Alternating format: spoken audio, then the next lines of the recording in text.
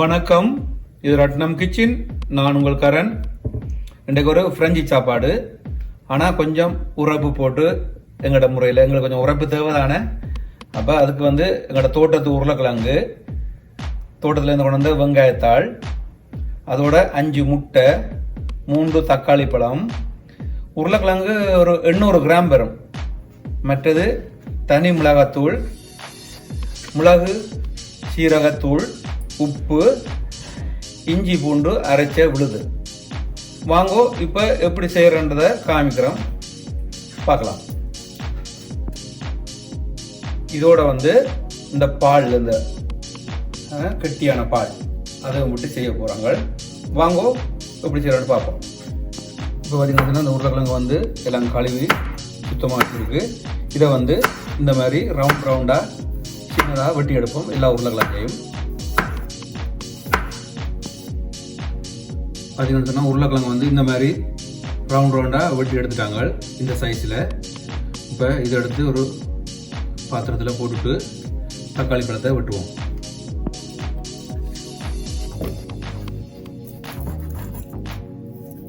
இப்போ தக்காளி பழத்தையும் இந்த மாதிரி ரவுண்டாக சின்னதாக வெட்டி எடுப்போம். இதே மாதிரி எல்லா தக்காளி பழத்தையும் வெட்டி எடுப்போம். இப்போ பாருங்க, இதை தக்காளி பழத்தை இந்த மாதிரி சின்ன சின்ன ரவுண்டாக வெட்டி அதையும் ஒரு பக்கம் வச்சுட்டு இப்போ அடுப்பை சூடு பண்ணுவோம். இப்போ இஞ்சி பூண்டு விழுது சின்ன கரண்டியால் ஒரு கரண்டி. இந்த உருளைக்கிழங்கு அதை எல்லாத்தையும் போட்டு பிரட்டி போட்டு இப்போ அடுப்பில் இருக்கணும். இதில் உப்பு ஒரு சின்ன கரண்டியால் 1.5 கரண்டி போட்டால் போதும். அதோட இந்த சீரகம் மிளகு ஒரு கரண்டி, ஒரு கரண்டி தனி மிளகாத்தூள். சரியா? இப்போ இதையும் போட்டுட்டு எல்லாத்தையும் போட்டுட்டு வடிவா கிளறி விடுவோம். இந்த மாதிரி வடிவா எல்லாம் சேர்ற மாதிரி வடிவா கிளறுங்கோ.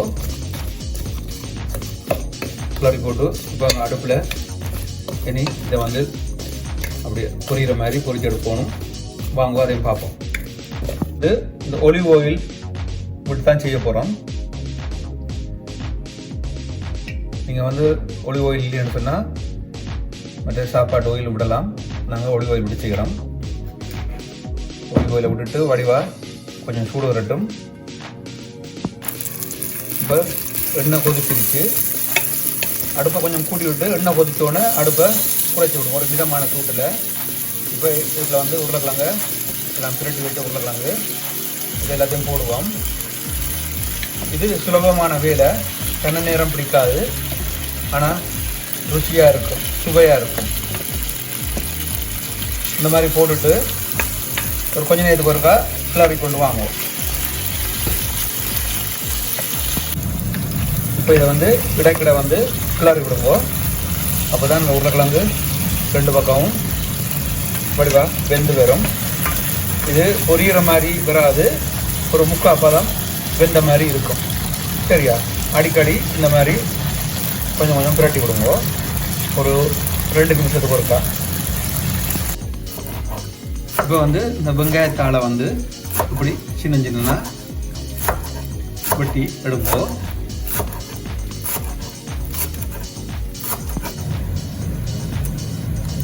இப்போ முட்டையை இந்த மாதிரி எல்லா முட்டையும் அடித்து இதில் போடுங்கோ. இதில் ஊற்றி போட்டு இப்போ முட்டையை முள்ளு கரண்டியால் இந்த மாதிரி அடிச்சிடுங்கோ. அடித்து போட்டு இதோட ஒரு கொஞ்சம் உப்பு போடுங்கோ. உருளைக்கிழங்கு ஏற்கனவே உப்பு போட்டிருக்கு, இது கொஞ்சம் உப்பு போடுங்கோ. போட்டு அடிங்கோ. இப்போ வெட்டி வச்சு இந்த வெங்காயத்தால் இந்த முட்டையோட சேருங்கோ. சேர்த்து போட்டு வடிவாக கிளறுங்கோ. இப்போ முட்டையும் வெங்காயத்தாலையும் இப்படி சேர்ந்த மாதிரி வடிவாக கலக்குங்கோ. இப்போ கலக்கியாச்சு. இதோட இப்போ இந்த கெட்டியான பால், ஃபுல் க்ரீம் பால் அதையும் இதோட விட்டு வடிவாக கலக்குவோம். இப்போ வந்து உருளைக்கிழங்கு பாருங்க ஓரளவு கிட்டத்தட்ட வெந்துருச்சு. இப்போ இதுக்கு மேலே வந்து வெட்டி வச்ச டொமேட்டோ இப்படி சுத்த வர அடுக்குங்க. பாருங்க இப்போ இந்த வெட்டி வச்ச தக்காளி பழத்தை இந்த மாதிரி அடுக்கி போட்டு அடுப்பை வந்து ஓரளவு நல்லா குறைச்சி விடுங்க. ஏன்னுச்சுன்னா அப்புறம் வந்து உருளைக்கிழங்கு கீழே வந்து அந்த கருகின மாதிரி வந்துடும். அப்போ நல்லா குறைச்சி போட்டு தான் இப்போ அங்கே எல்லாம் கலக்கி வச்சிருக்கிற முட்டை, ஃபுல் க்ரீம் பால், வெங்காயத்தாள் இப்போ அதுக்கு மேலே அப்படியே சுத்த வர ஊற்றி விடுங்க. இந்த மாதிரி பாருங்க அடுப்பை நல்லா குறைச்சி விடுங்க. அப்போ தான் நின்று வேகும், கீழே வந்து அடிப்பிடிக்காமல் வரும்.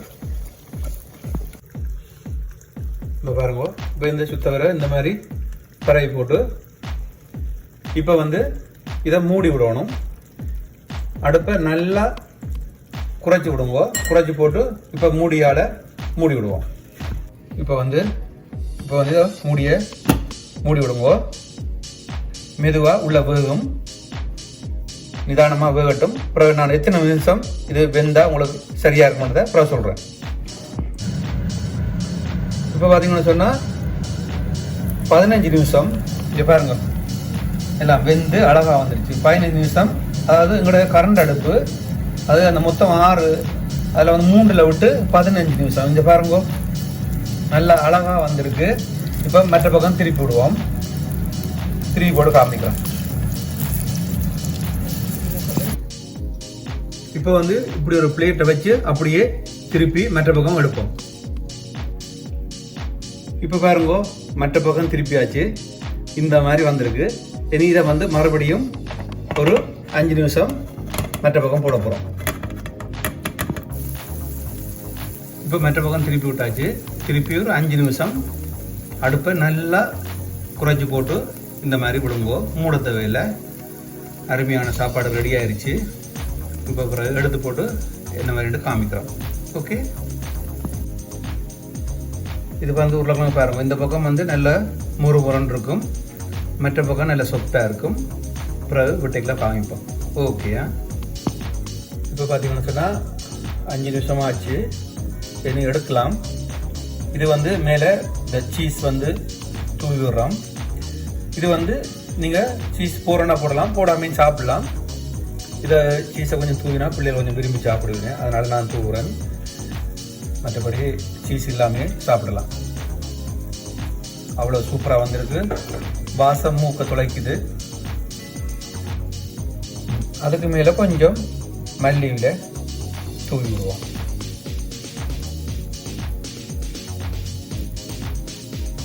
இப்போ பார்த்தீங்கன்னா இப்போ எல்லாம் ரெடி ஆயிடுச்சு.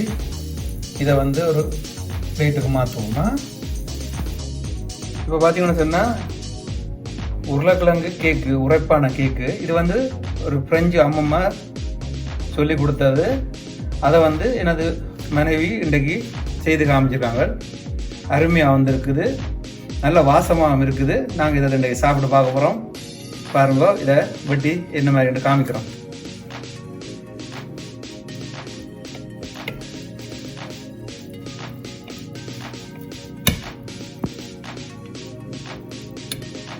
அருமையாக வந்திருக்கேன்.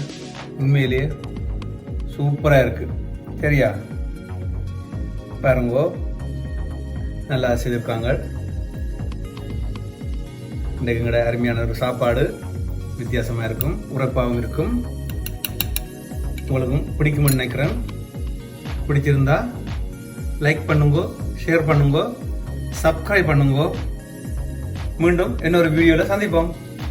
பாய்.